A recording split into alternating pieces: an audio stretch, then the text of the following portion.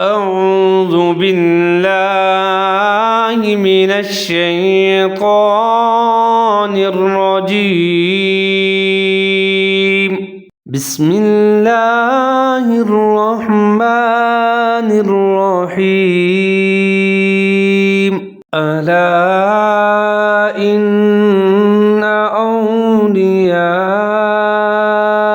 الله لا خوف عليهم ولا هم يحزنون الذين آمنوا وكانوا يتقون ألا إن أولياء الله لا خوف عليهم ولا هم يحزنون الذين آمنوا وكانوا يتقون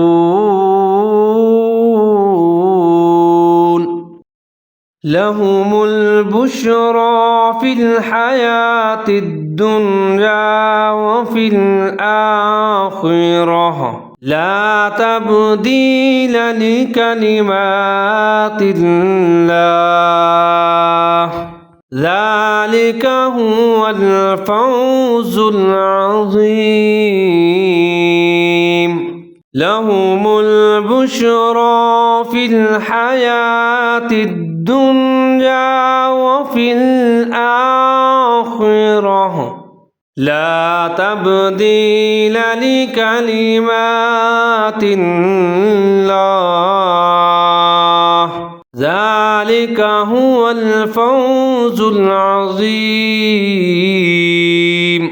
आइए अब इन तीनों आयतों का तर्जमा सुनते हैं। अला इन्ना औलिया अल्लाह, याद रखो कि जो अल्लाह के दोस्त हैं उनको ना कोई खौफ होगा ना वो गमगीन हों। अल्लज़ीना आमनू व कानू यत्तकून, ये वो लोग हैं जो ईमान लाए और तकवा इख्तियार किए रहे। लहुमुल बुशरा फिल हयातिद दुन्या व फिल आखिरह, उनके लिए खुशखबरी है दुनियावी ज़िंदगी में भी और आखिरत में भी।